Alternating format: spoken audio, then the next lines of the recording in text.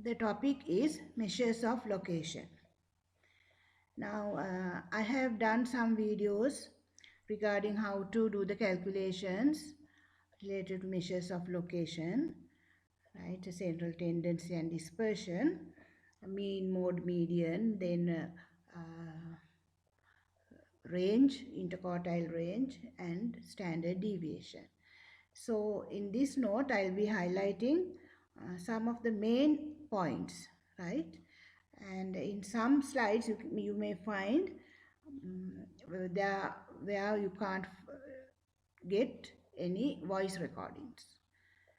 So that's the way we are going to do this set. Now we'll come to the topic, measures of location. The formation of a frequency distribution and its graphical representation are the first steps in the summarization of a given statistical data. Now, if we consider what is statistics, statistics is a study of collecting data, primary and secondary. Collecting data, arranging data. Can you remember the frequency distribution table? Yeah, arranging data, then presenting data. We used 3 graphs to present data: histogram, polygon, and the ogive. Presenting data and then analyzing data. For the analysis, we calculated the arithmetic mean, mode, median, and then correlation coefficient, p-values, p-r values, ranks. So that is analyzing data. And the last one is predicting or interpreting data. Right, explaining the data, predicting mean what we are foretelling, what will happen in the future, like that. So that is statistics. So we have done the first two parts, right, frequency distribution and the graphical representation. These show some of the characteristics of the collected data. Right, if you take the frequency distribution table, we can interpret it. It's a 5 students have scored marks between 30 and 40. 19 students have scored less than 50. Like that you can interpret the data.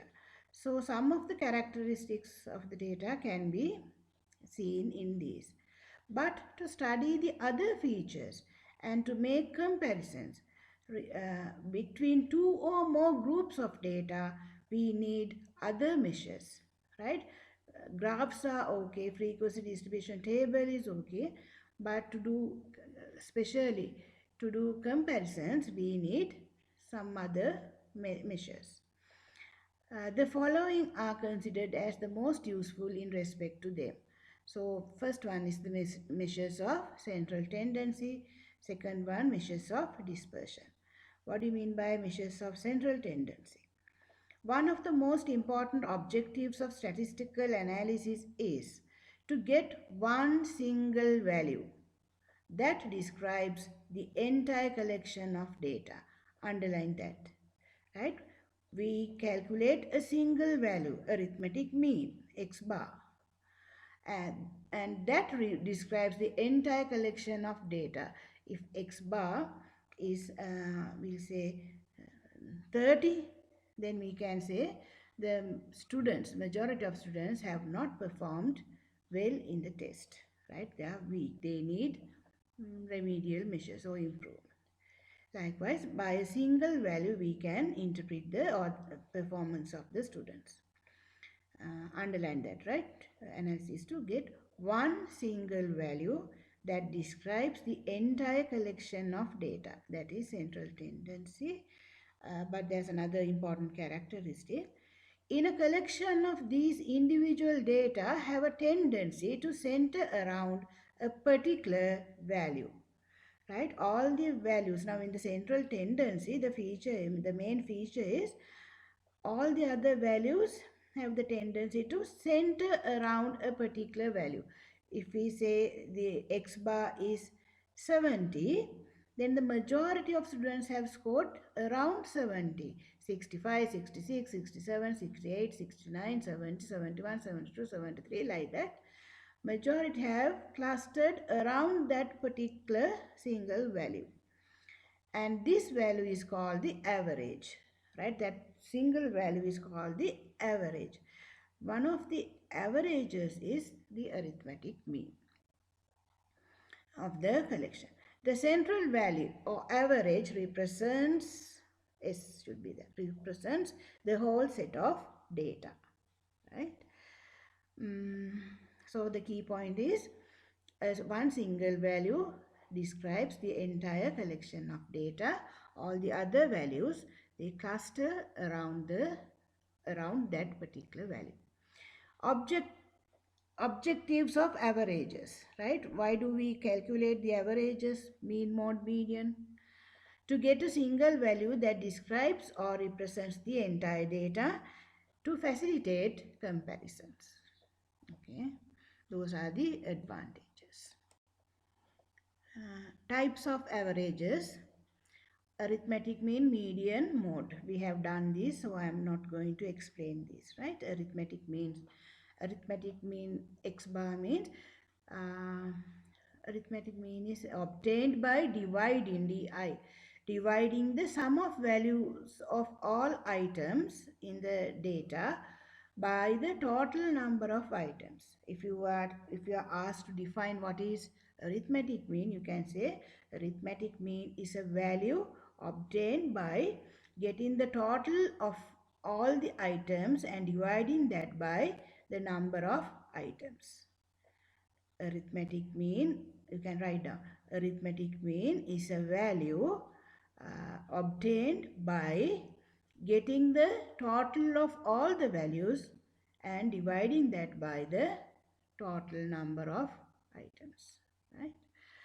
Now, as I told you, there are three types of data: individual, discrete, and continuous or group data. So the formula for that one is x bar equals summation x divided by n. So you can go through this.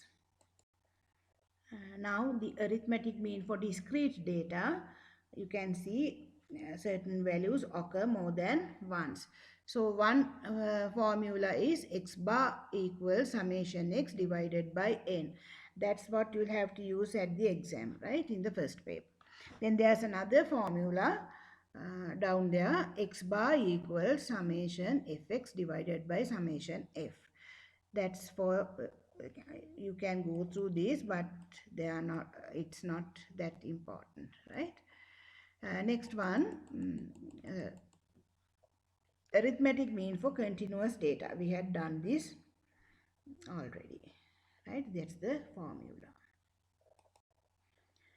Next subtopic, advantages and disadvantages of arithmetic mean.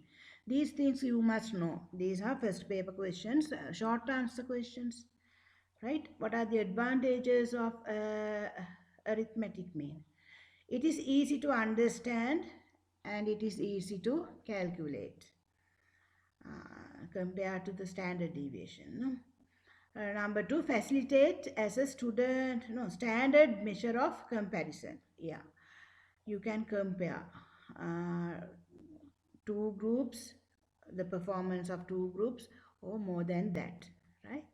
Number three, can use to compare the performances of different subjects, teachers, examiners, like that advantage. Then we can know, we can identify the level of achievement of students, right? Whether at the average level or below the average, above the average.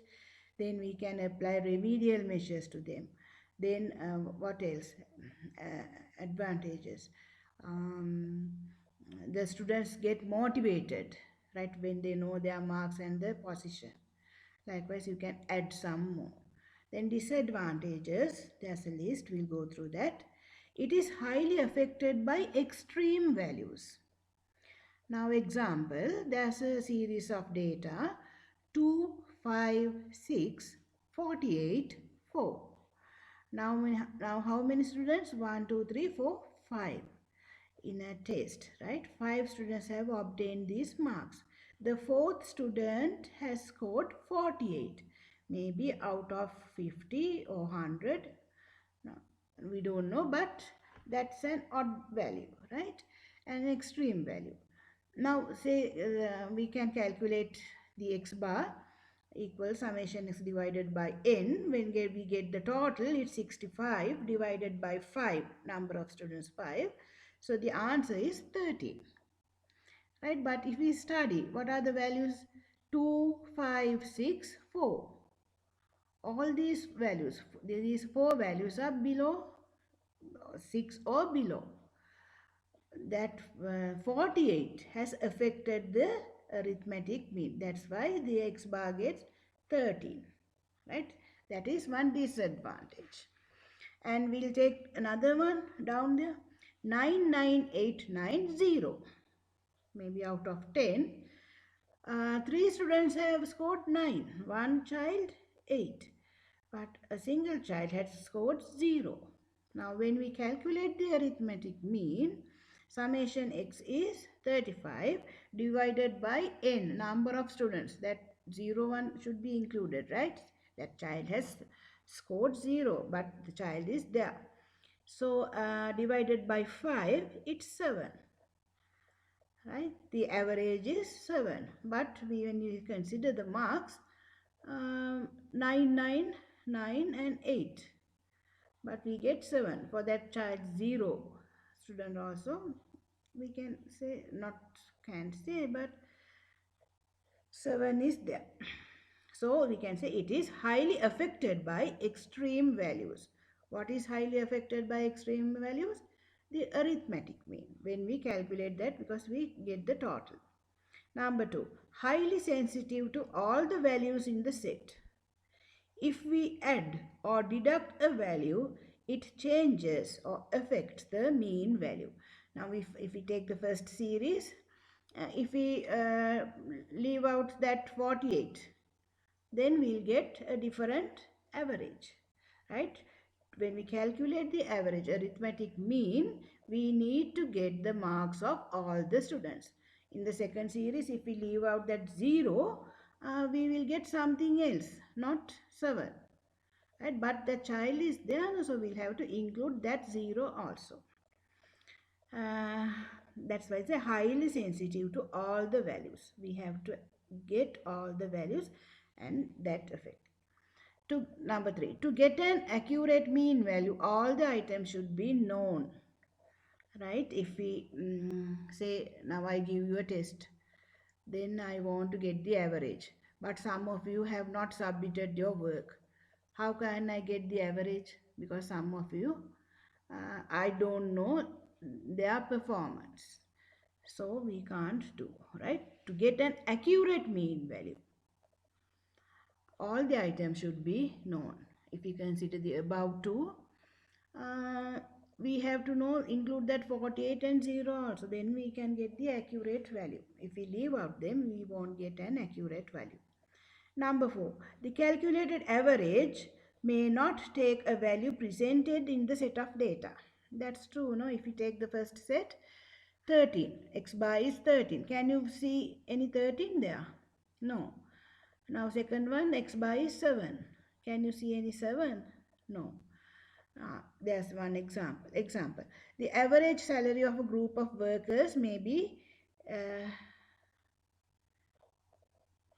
maybe take, it's wrong, no?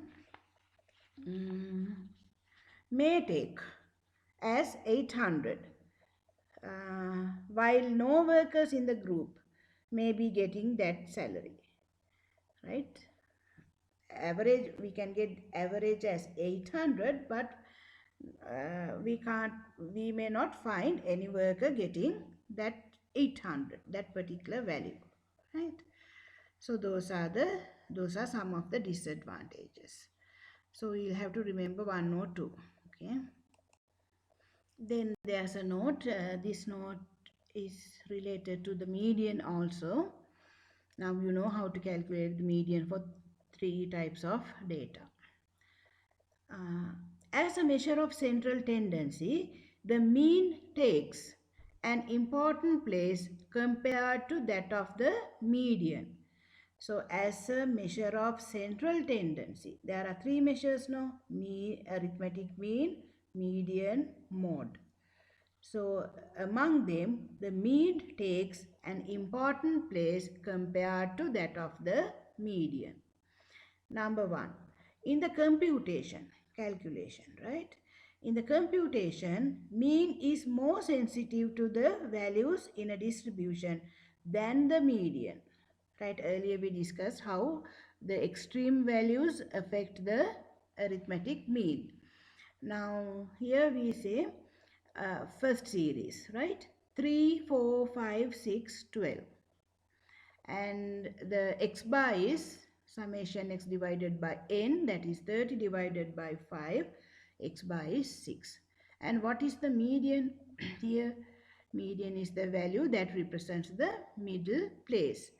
Here 5 is the median. Two values are below the median, two values are above the median.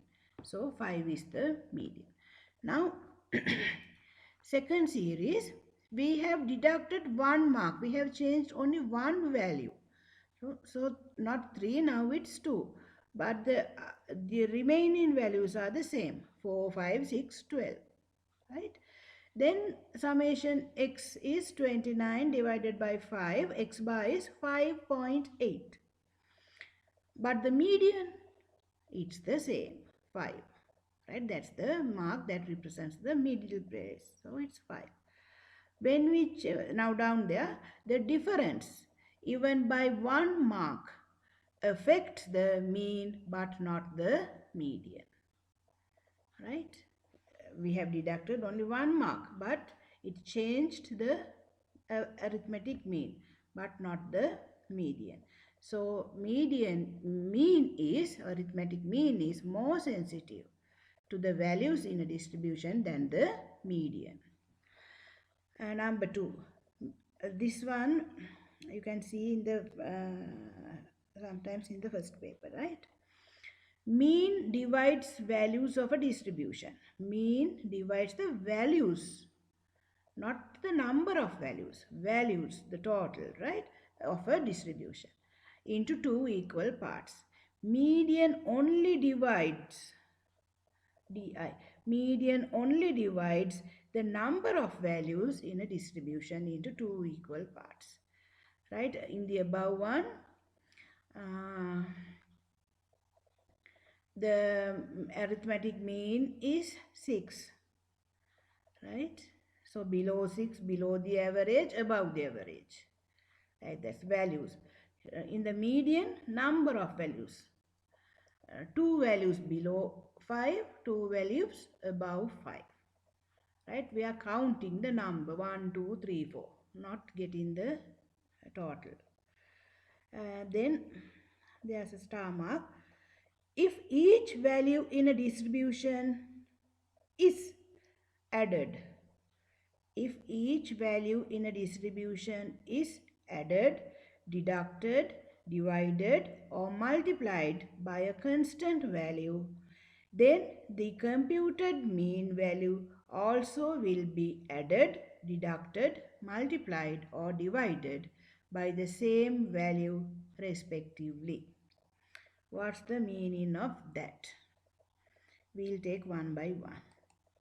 Right? If each value in a distribution is added, we'll take that one. Go to the first column, x, right? There's a series of data. What are the values there? Marks, right? Amalis, Bimalis, Simalis, marks. 5, 4, 3, 2, 1. How many students? 5 students.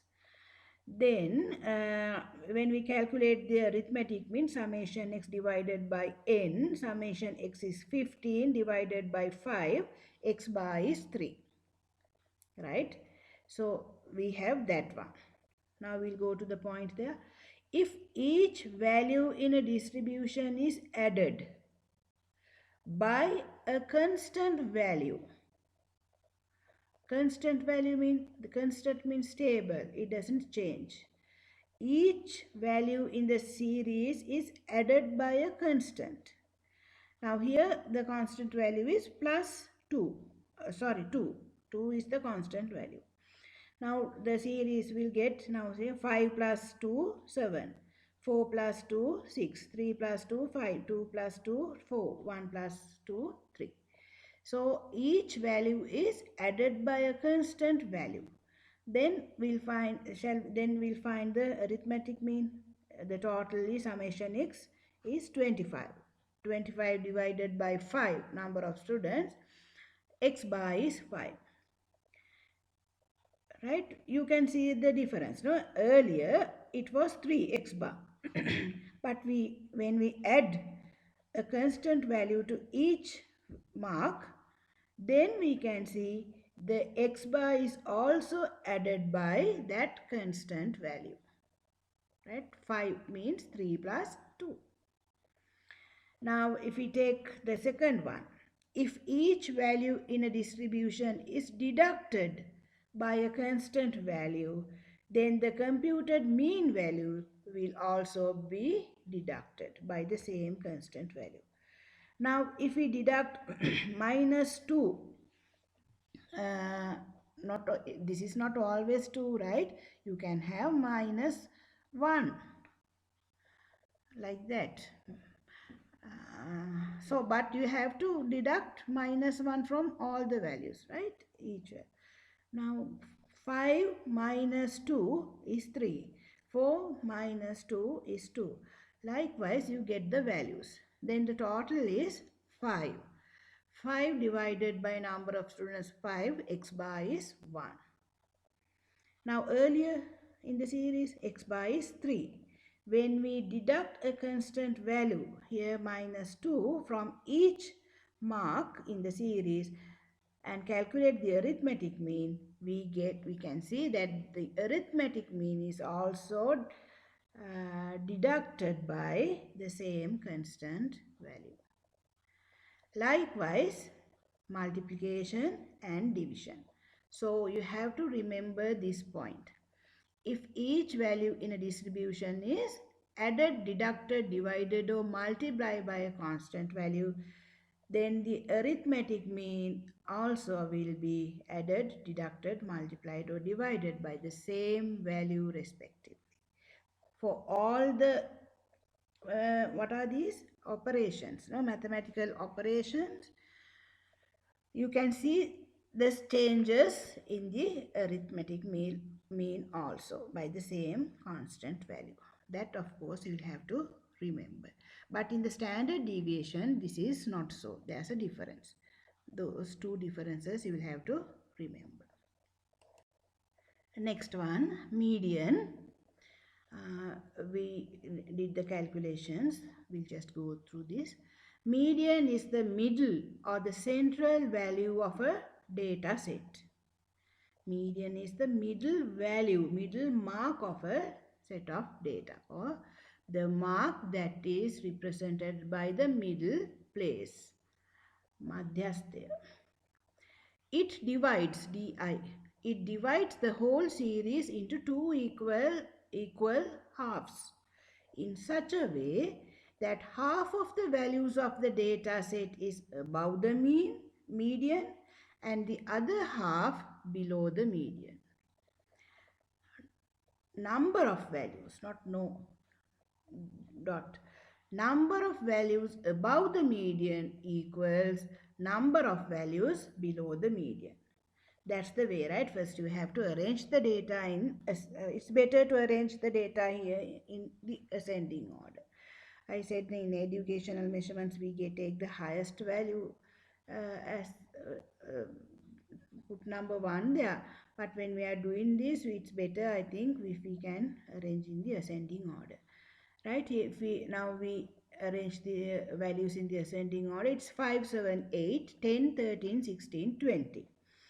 Now that is an 6, 7 odd number. So straight away you can get the middle place. So you can see 3 values are below the median, 3 values are above the median. So by the median divides a series into 2 equal halves. Right? That halves in such a way that half of the values, 3 here, are below the median and half, another 3 above the median. Put 2 marks, stars are there. Before computing the median, it is necessary to arrange the data in ascending or descending order. So we take the ascending order. So I am not going to do these things. You know how to get these. That's the calculation of the median for individual data.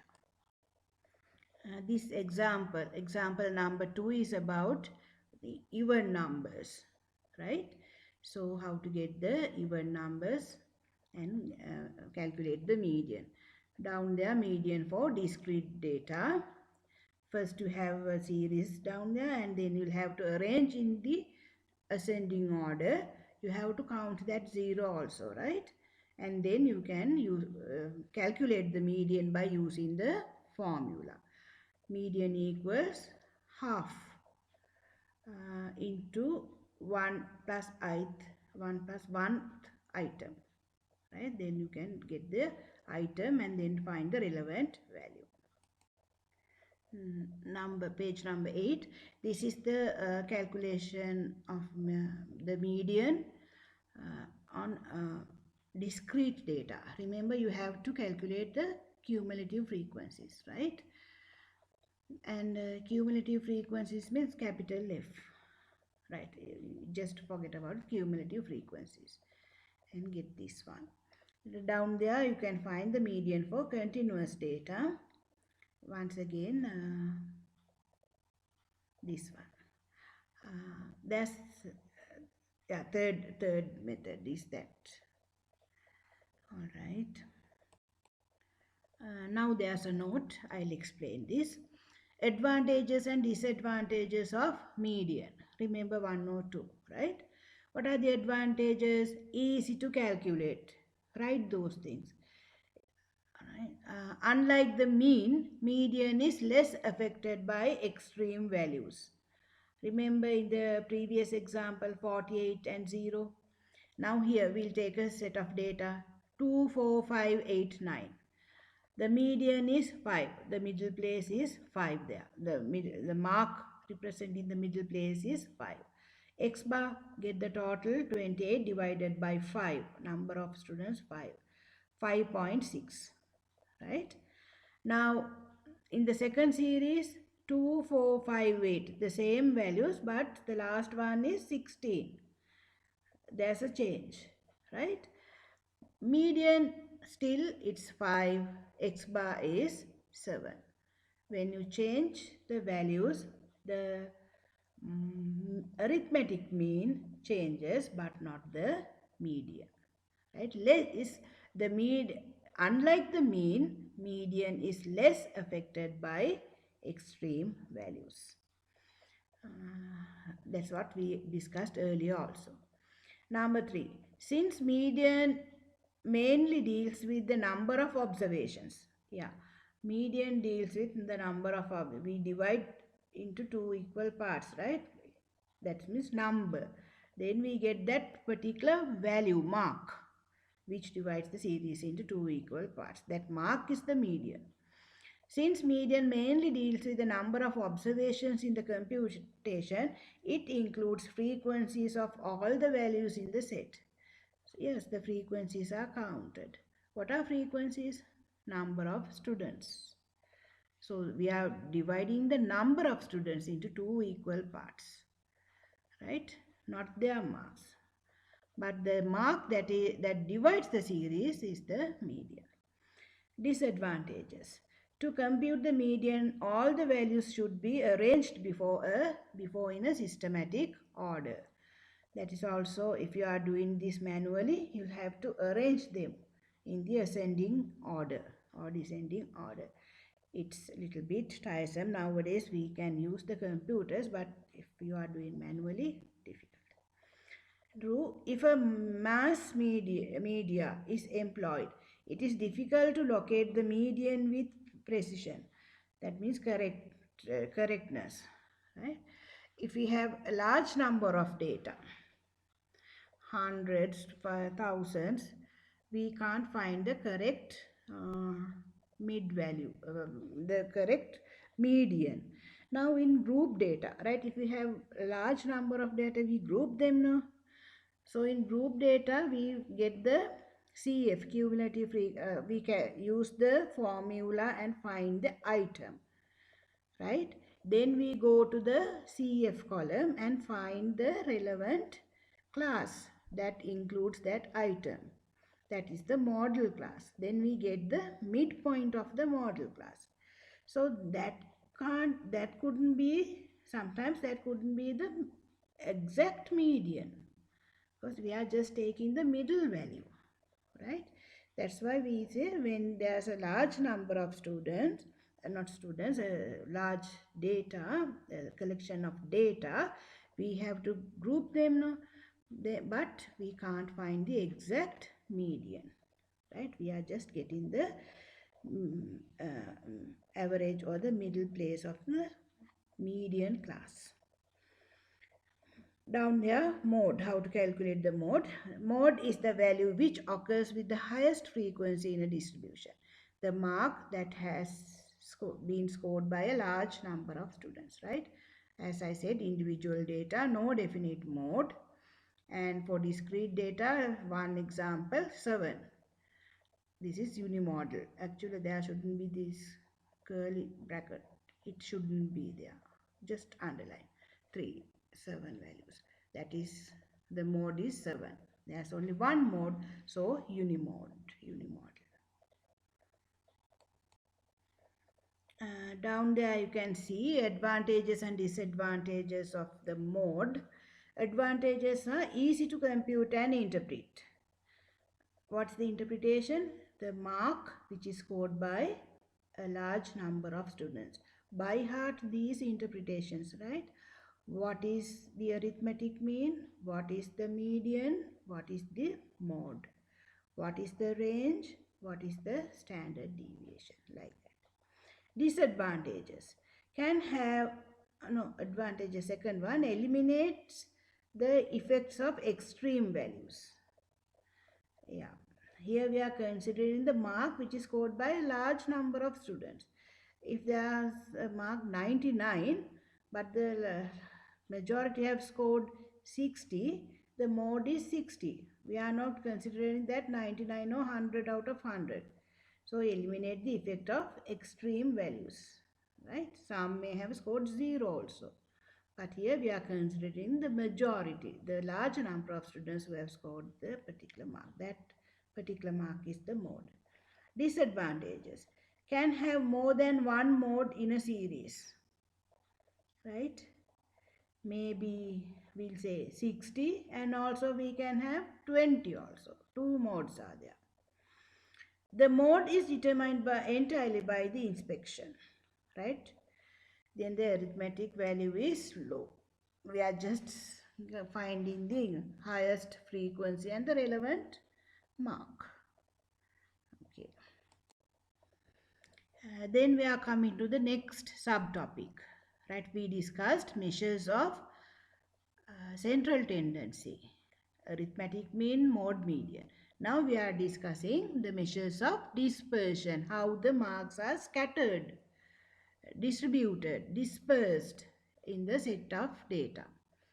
The various measures of central value discussed in the previous chapter, arithmetic mean, mode, median, give us one single value that represents the entire set of data. But the average, that particular value, right, either mean, mode, median, but the average alone is not enough to describe a set of data. It is necessary to discuss the variability or the dispersion of data in a distribution, right? When we interpret, we can use the arithmetic mean as well as the standard deviation. Can you remember you used those two when you interpreted the performance of the students in the first compulsory question, right? So not only the central value but also the measures of dispersion. Then you can get a clear idea about the students' performance, right, when you combine them.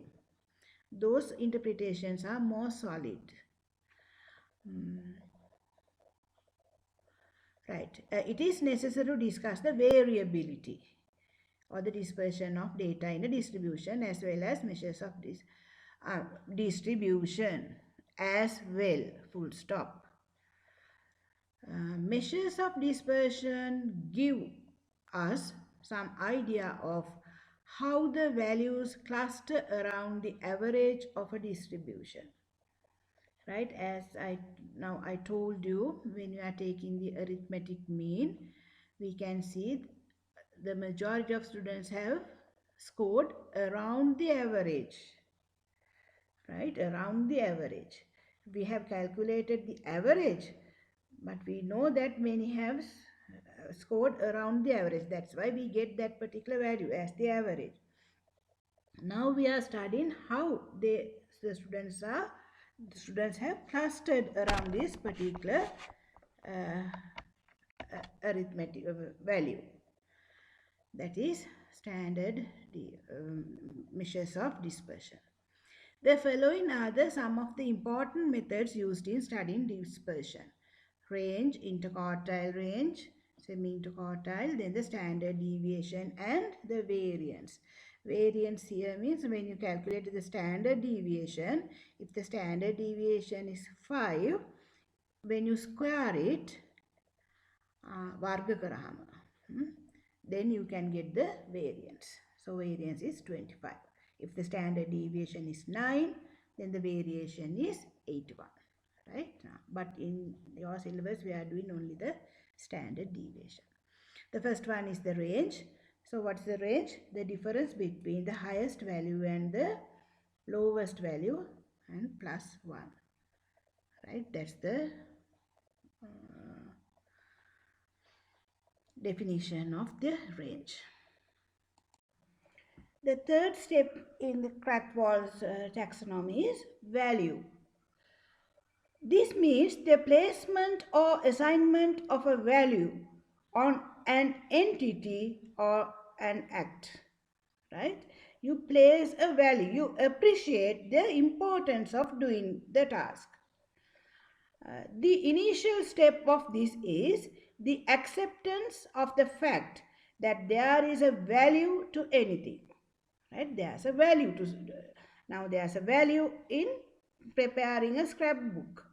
And then you will know with the pictures, you can identify the animals with the pictures. A collection, there's a value. Even in the gardening, there's a value in the task. So the child learns to appreciate the value of doing these things in this stage. This may be high or low. After the acceptance, one begins to show active participation in the task. That's the second one. Gradually, he develops a value system within himself. Even when you get interested in the first stage response, he sees a value in this. That's why he gets interested in. Then he actively participates. Then he realizes the real importance of the task. Example, a child accepts the fact that there is a value in reading about the animals maybe. So he begins to read books for knowledge as well as for pleasure. Gradually the child becomes aware of certain values and then he begins to make his selections on them. Then he starts reading about different topics, right? So value means what? Appreciation. Next one, organization. By the way, what are we doing now? According to Krathwohl, he says to develop good attitudes within students, we have to, one has to follow 5 steps. First one should get interested in the task, that is reception. Then one should actively participate in the task, actively involved in the task, that is response. Third one should appreciate the value of it, appreciate the importance of doing that thing, that is value. Right? That's how you begin to develop an attitude, positive one. Number 4, organization. What is this organization? The combination or unity of different types of values. Organization means a combination of different types of values or unity of different types of values, not only one, right? Values in an individual's inner self is called organization in the affective domain. By combining different values into a system, right, not only finding information about the prehistoric animals, then the plants, then the world, geography, all these things, different sets of values now. Values into a system, the person can have a better organization of values, right? A network of values which enables him to use them effectively. Not only one value, then he sees more. Example, a person may appreciate natural beauty. Okay? He may value his freedom. He knows the importance of time. Making use of all these values, he may select gardening as his leisure activity. All right. Now, earlier, not only reading on not only about animals, prehistoric, then he expands his interest in reading other things also. Not only reading them, maybe writing about these things. So you expand the system of value. You have a network of values, not only one. That is organization. Characterization. As a result of the establishment of an organization of value systems, a person may develop a certain lifestyle which is unique to him. Right? Now it becomes a characteristic of that person which is unique to him. Because of this, others may identify certain characteristics that belong to him. Now he is interested in finding information about those animals. He reads more.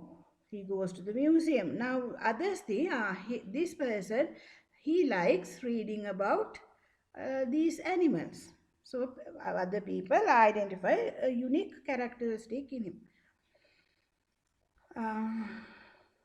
In other words, the organized value systems have an effect on his behavior and conduct, enabling him to have a unique identity that differentiate him from the others. Some people like to know about stars, the galaxy.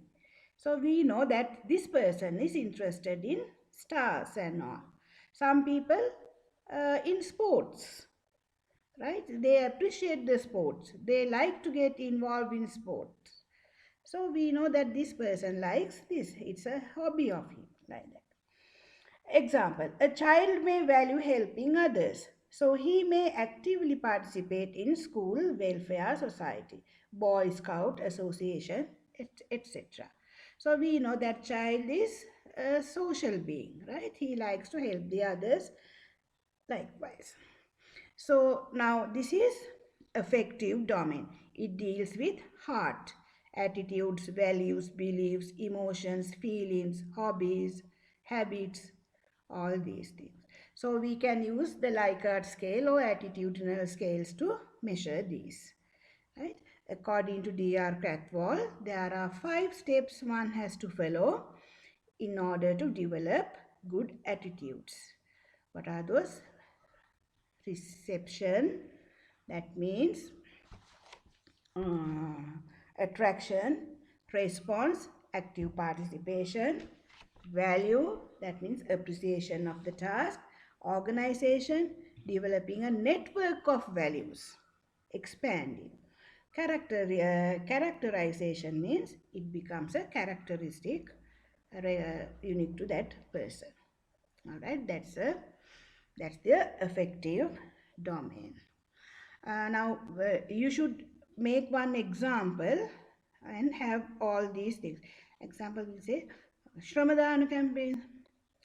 Right? First, you don't like participating in Shramadana campaigns, right? In the college, maybe. But you see, in the initial stage, you see how the others enjoy in participating in these activities.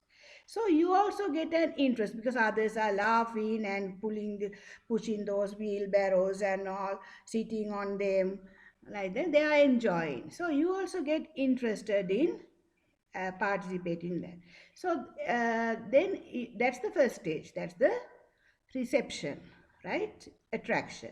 Then you go outside and participate, actively get involved in the task. You also help the others. So that is the second one is response, participation.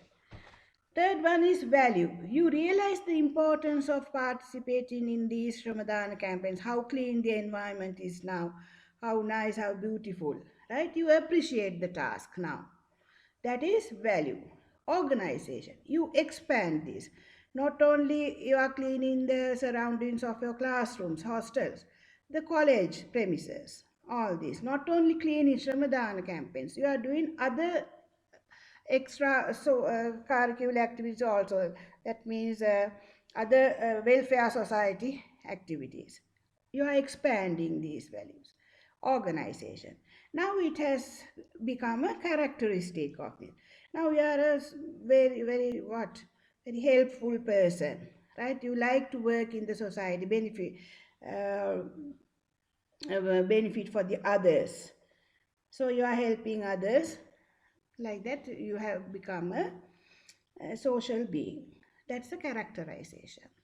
Likewise, you should be able to create one example and have all these things, right? I have seen the past papers, so you'll have to learn this. Now, in this diagram, you can see, we'll go to the values. In the first one, the lowest value is 15, the highest value is 80. In the second series, the lowest value is 60 and the highest value is 80. Now we'll calculate the range for both. Range equals 80 minus 15 plus 1. That is 65 plus 1, 66. And the second one is 80 minus 60 plus 1. That is 20 plus 1, 21. Range. Range කියන්නේ මොකද්ද ළමයි? Parasaya. Right? The dispersion or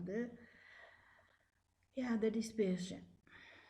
Of earlier in the first in the above one, it's 60. Actually, it's 66. No, what is written there? It should be 66. And the next one, 21. So, according to the range, the first series has a wider range. ලකුණු ගොඩක් විහිදිලා 15, 16, 20, 29, 40, 50, 75, 80 like that. The students have scored different marks. They vary, right? Different marks. But in the second series, students have scored marks. There's a variation, but it's not that wide. 60, 61, 70, 75, 80 like that. Not or 50s out, 40s, 30s, 20s, all those things are out. The variation is low. So you can say when the range is high, parasaya, parasaya, right? The distributed area. The range is high, dispersion is also high, right? Or when the range is low, the dispersion is also low. Okay. Now you can add these things also. This one. When the range is high, range high increases, right? Dispersion is high, put an arrow. When the dispersion is high, what about the variability? Changing factor. When the dispersion is high, variability also high. Variability high. Then what happens to the reliability? When the variability is high. ගොඩාක් වෙනස් වෙනවා reliable solid නෑ. So when the variability is high, the reliability is low. These are first paper questions. Right? So there's the negative relationship between the range and the reliability, dispersion and the reliability, variability and the reliability. But there's a positive relationship between range, dispersion and the variability. When the range increases, when the range increases, dispersion is also increases. Right? And when the dispersion is increasing, the variability is also increasing. There's a positive relationship. But with when the variability is high, the reliability of the test is low. ගොඩක් වෙනස් වෙලා ලකුණු. ස්ථාවර නැහැ. Well, the reliability is low. All right, then the page number 4, interquartile range and semi-interquartile range. A distribution can be divided into 4 segments by 3 values, Q1, Q2, Q3 values. So the lowest and the highest, we ignore them and we have 3 values, right? Each segment is called a quatrain, a quartile or quatrain, and contains 1/4 or 25% of the distribution. I explained this, right? So that's the way. Try to understand that. Go through, you can understand it. You have 4 quartiles or quatrains by 3 values, right? Q1, Q2, Q3. Down there, semi-interquartile range, IQR equals Q3 minus Q1. Here it is taken only the difference between the 75th value and the 25th value. So that's very important. The values below 25% and the values above 75% are not considered, ignored. See the middle one, Q3 minus Q1. The lowest to the Q1 we ignore. Q3 to the highest, those marks also we ignore. We take only the mid 50%, right? 25, 25. The middle 50% is taken for IQR. So that's not a good interpretation. We have neglected the top and the lowest marks. Now let's go to the third domain. Educational objectives and learning outcomes of psychomotor domain. Psychomotor domain. The learning outcomes under this domain are more concerned with skills. Psychomotor, right? You think and do. This is related to skills. Cognitive domain is related to knowledge. Affective domain is related to attitudes, beliefs and values, etc. Psychomotor domain is related to skills. Concerned with skills which involve parts of the body, brain and hand, right? Brain and body, rather than the knowledge, brain, and with feelings, heart, right? This domain gives priority to skills rather than knowledge and attitudes. The physical skills which are promoted as a result of the teaching learning process are being evaluated under this domain, right? Now we are studying the aspects to be measured. What do we have to test in students? We have to test the students' performance, their skills also, right? So physical skills here. Example, the mobile skills of various muscles, right? Manipulation of body in exercises, moves, arms and legs correctly in drill displays, You can judge the students' skills in drill displays. That's one example. And another one, the ability to use different types of tools, equipment. S is not there, right? Cut it off. Equipment and machineries, which involve nerves and muscles. Example, draws a circle with correct manipulation of a compass. Compass kavakat. Draws a circle with the correct manipulation of compass, right? Now playing the flute, playing on the piano, playing a guitar, right? So those are in the home science classroom, how to use the knife and cut onions, fruits, those things, right? Mm, how to play the drums. Mhm. Different activities which involves nerves and muscles. Example, singing produces voice using lips and the muscles of the neck, right? Singing, dancing, drawing, all these activities. So here, according to psychomotor domain, we measure the students' skills, ability to perform. Right. Now, who is the person involved here? E.J. Simpson. Right. E.J. Simpson's taxonomy of psychomotor domain. So, how would you interpret this? How would you say? According to E.J. Simpson, there are 7 steps one should follow in order to develop a particular skill. Now, E.J. Simpson says that one should follow 7 steps in order to master a particular skill. If you want to master the skill of playing a piano, then you will have to follow these 7 steps. At the end, you will you will have the ability to play the piano like that. Who says this? E.J. Simpson, right? First step, according to E.J. Simpson, the first step is perception. Perception means one should have a mental picture of the final outcome. Right? Now, in a race, right, you are holding the cup. That's the final outcome. You have become the winner, first place, and you are holding the cup. So that's the mental picture. Right now, this is the initial stage.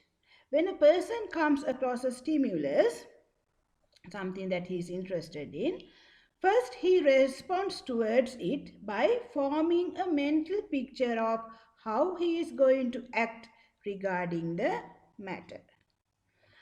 This is perception. In this process, he receives necessary signs and guidance from sensory organs in order to activate physically. First, he has the mental picture of the final outcome. That's perception. Now, the standard deviation. There you write the definition or the meaning of the standard deviation. There's a small note, but it's not there, but I'll explain this when we do the normal distribution. Okay, standard deviation shows how far the values in a distribution deviate, deviate, deviate from its central value. The standard deviation shows, open inverted commas and write, how far the values in a distribution deviate from its central value. Close inverted commas. Then write, in other words, what's the simple meaning? Standard deviation shows how far a particular mark deviates from its average of the distribution. Standard deviation shows how far a particular mark deviates from the arithmetic mean of the distribution. How far a particular mark deviates from the arithmetic mean of the distribution. That is what is the standard deviation. Okay, there's a ruler. There are 3 standard deviations above the average and 3 standard deviations below the average. So a particular mark can be in one of the limits there. Right? I'll explain with a graph when we do the normal distribution. So you don't need, there are so many formulae. I have taken the second one, but usually they don't ask questions, so just go through these things later. We have calculated the standard deviation for continuous data. Now there's the note, we'll go through it. From these notes, right, you can see, you can get first paper questions. So go through these notes very carefully. When standard deviation is high, that means the deviation is high. The dispersion of the values in a set of data is also high, wider, right? And vice versa. When the standard deviation is low, the dispersion of the values in the data is also low. Pathirila nai. When the standard deviation is high, the dispersion is high. Then the range is high, the variability is high. But when the variability is high, the reliability is low. That means when the standard deviation is high, the reliability of the test is low. Write it somewhere. When the standard deviation is high, the reliability is low. And when the standard deviation is low, the reliability is high. You should be able to explain that. Standard deviation is high, dispersion of marks is high, variability is high. When the variability is high, the reliability is low, and vice versa. Here down there you can see, right? The middle value is 60, average is 60. The standard deviation is 10. Right, once we have calculated, the standard deviation is 10 for the first one, 60. So there are 3 standard deviations above the average, no? So 60, 70, 80, 90. Then 3 standard deviations are below the average. 60 minus 10, 50. 50, 40, 30. Right? So what is the difference? What's the lowest value? 30. What's the highest value? 90. Right? Highest 90, lowest 30. But then what's the range? H minus L. 90 minus 30, that is 60, plus 1, 61. Go to the second value. Once again, the average is 60, but the standard deviation is 5. So we'll take 5 by 5, 60. 65, 70, 75. So 75 is the highest one. Downwards, 60 minus 5, 55, 50, 45. The lowest value is 45. Then the range is highest minus lowest, that is 75 minus 45, 30, 30 plus 1, 31. So when the standard deviation is high, the range is high. That means when the standard deviation 10, range is 61. When the standard deviation is 5, the range is 31. So it has lowered. Next bullet. When each value in a set of data is, can you remember with the arithmetic mean? Like that.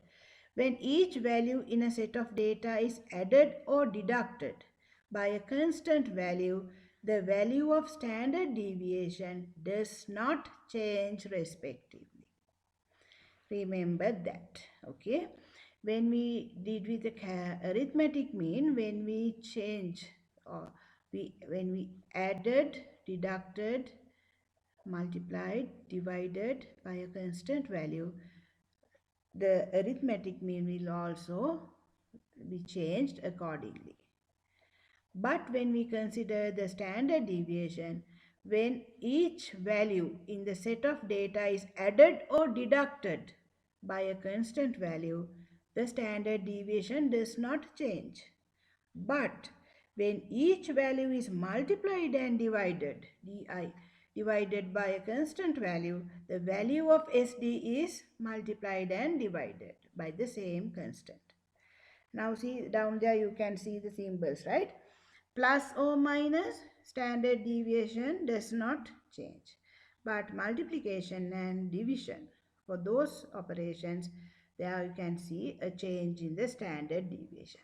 But in arithmetic mean, in all four, there can be changes by the same value, constant value, right?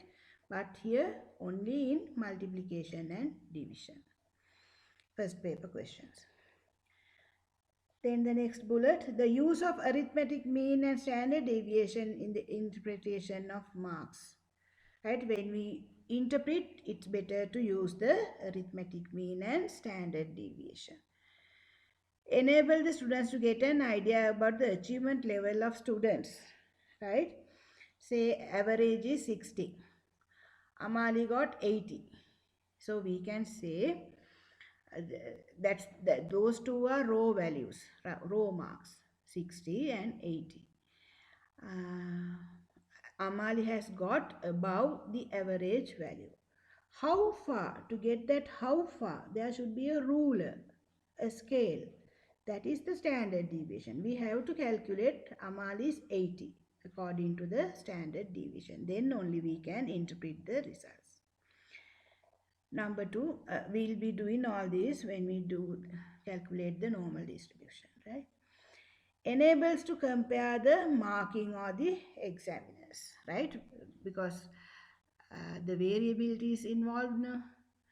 So we can see how the examiners have awarded the marks. If there's a variability, high variability, then the standard deviation is also high. Right, then we can compare. We can, I think, yeah, down there you can see one example. Math, Sinhala, science. So x bar is 55. For maths it's 10. Sinhala 55.5, science 8. Can you tell me the values, 3 standard deviations for maths without looking at the note? Can you see the note? No, not in this page, no. Right, 55. So when we increase 55, 65, 75, 85. 85 is the highest. To the left side, 55 minus 10, 45, 35, 25. 25 is the lowest. You should be able to calculate like this. Okay, then we can find the range like that, highest value and the lowest value. First paper questions. All of them are first paper questions. Now you can see the calculations here, right? The standard deviation is given. X bar is there in the middle, 55, 55, 55. For all three subjects, the average is the same, but the standard deviations are different. According to the above, we can interpret the distribution as follows. Now we'll take the Sinhala marks. What's the lowest value? It's 40, highest value 70. Then you can find the range. Down there you can see the calculation, right? For science 31, 79. Maths 25, 85. You can see that. Because the standard deviation is high, but the averages are the same, 55. 1. X bar takes 55 for each subject. This indicates a similarity in the achievement level of the students regarding the three subjects, Sinhala, Science and Maths. By the by the average we can know the level of achievement, how much the students have learned, how well the students have learned. That's the achievement, right? Assessment means how they are learning the process. Now we'll take, but standard deviation takes different values for each subject, 5, 8, 10, like that. This indicates the dispersion of marks of each subject varies from one another. 2. Can find the highest and the lowest values. Right, when we know the standard deviation, we can know the highest and the lowest value, and also we can calculate the range. What's the range for the first one? Maths, it's 61. You have to put the brackets, always put the brackets. What do you mean by brackets here? 85 minus 25 should be within brackets. Put the brackets for the others also. So Sinhala has the least dispersion of marks. The range is 31. The lowest dispersion, Sinhala, right? So compared to the other, the dispersion is the lowest. So the reliability is high when we compare the other two subjects. Maths has the highest dispersion. Maths has the highest dispersion.